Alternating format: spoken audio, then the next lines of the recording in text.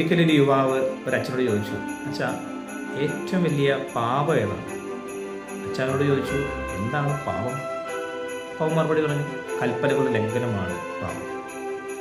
അപ്പോൾ അച്ഛൻ പറഞ്ഞു, അപ്പോൾ ഏറ്റവും വലിയ പാപം ഏറ്റവും വലിയ കൽപ്പനയുടെ ലംഘനം. അവൻ ചോദിച്ചു, അങ്ങനെയെങ്കിൽ ഏറ്റവും വലിയ കൽപ്പന ഏതാണ്? പണ്ട് നിയമജ്ഞൻ ചോദിച്ച അതേ ചോദ്യമാണ് കർത്താവ് മറുപടി നൽകിക്കഴിഞ്ഞു.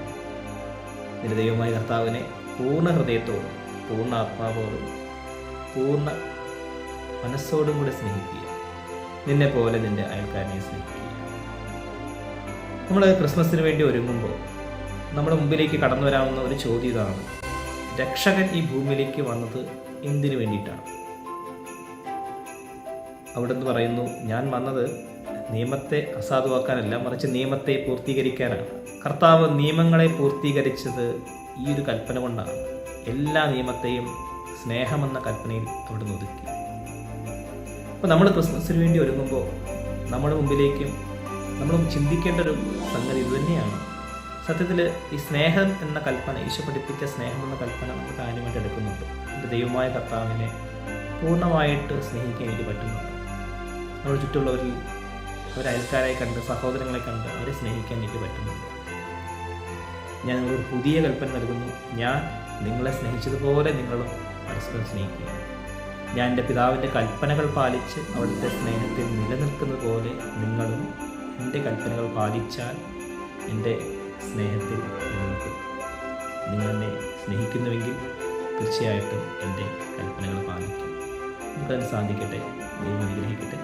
നല്ലൊരു ക്രിസ്മസ് ആശംസിക്കുന്നു.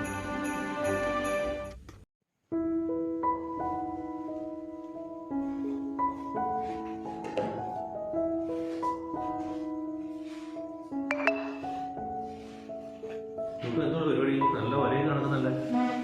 ക്രിസ്മസ് ഒക്കെ ആയതുകൊണ്ട് ട്രീ ഒക്കെ വെക്കുമ്പോൾ അതിൻ്റെ അടുത്ത് വെക്കാണ് ചിത്രം വരച്ചത്. നല്ല ഉറപ്പാണല്ലേ?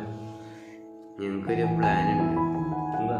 എല്ലാ പള്ളിയിലൊക്കെ ക്രിസ്മസ് ട്രീ, ക്രിസ്മസ് പുൽക്കൂടൊക്കെ ഉണ്ടാക്കി നമുക്ക് ഒരെണ്ണം ഉണ്ടാക്കണ്ടേ?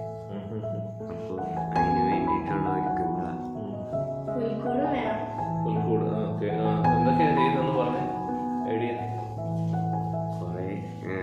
കുറേ ലൈറ്റൊക്കെ ഇടണം, ഈ ചിത്രം അതിൻ്റെ അടുത്ത് വെക്കണം, ക്രിസ്മസ് ട്രീ വാങ്ങിക്കണം, സ്റ്റാർ ഇടണം,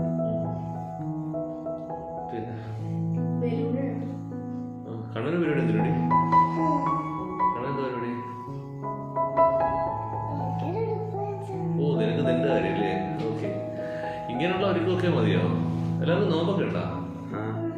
ഓക്കെ, നമുക്ക് നമ്മുടെ വീടൊക്കെ അലങ്കരിക്കുന്നതും നമ്മൾ കുറേ ഒരുക്കങ്ങൾ, ക്രിബ് ഉണ്ടാക്കുന്നു, ട്രീ ഉണ്ടാക്കുന്നു, ഇതൊക്കെ വേണം, എല്ലാം നമുക്ക് ചെയ്യാം, നമുക്ക് അടിപൊളിയാക്കാം. പക്ഷേ ഇതൊക്കെ മാത്രമേ ഒരുക്കുന്നുള്ളെങ്കിൽ, ഈ ഒരുക്കം മാത്രമേ, ഡെക്കറേഷൻസ് ഒരുക്കം മാത്രമേ ഉള്ളെങ്കിൽ നമുക്ക് നല്ലൊരു സെലിബ്രേഷൻ നടക്കും, ക്രിസ്മസ് സെലിബ്രേഷൻ. പക്ഷെ നമുക്ക് ശരിക്കും ഒരുക്കേണ്ടത് നമ്മുടെ ഹൃദയമാണ്. ശരിക്ക് വി ഹാവ് ടു റിപ്പൻറ്റ്. നമുക്ക് റിപ്പൻറ്റ് ചെയ്തിട്ട് നമുക്ക് നമ്മുടെ പാവങ്ങളൊക്കെ ഏറ്റു പറഞ്ഞിട്ട് നമുക്ക് നമ്മുടെ ഹൃദയം ഒരുക്കുമ്പോൾ നമുക്ക് ഒരാളെ കിട്ടും. ആരെയാ? ഉണ്ണീശ്വരൻ. അതായിരിക്കും നമ്മുടെ ക്രിസ്മസിലെ ഏറ്റവും വലിയ ആഘോഷം.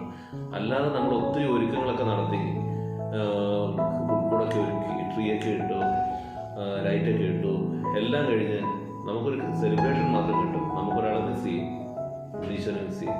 അതുകൊണ്ട് നമുക്ക് ആദ്യം ഒരുക്കേണ്ടത് നമ്മുടെ ഹൃദയമാണ്, നമ്മുടെ മനസ്സ്. എന്ത് ചെയ്യുന്നതിന്? നമുക്ക് എല്ലാവർക്കും കുമ്പസാരിച്ച് ഒരുങ്ങി നമുക്ക് ക്രിസ്തുവിനെ സ്വീകരിക്കാനായിട്ട് നമ്മുടെ ഹൃദയം ഒരുക്കാം, അല്ലേ? അപ്പോൾ ആഘോഷത്തോടൊപ്പം നമുക്ക് നമ്മുടെ ഹൃദയത്തിൽ ആരെ സ്വീകരിക്കാം? ഉണ്ണീശ്വരനെ. Okay, ready?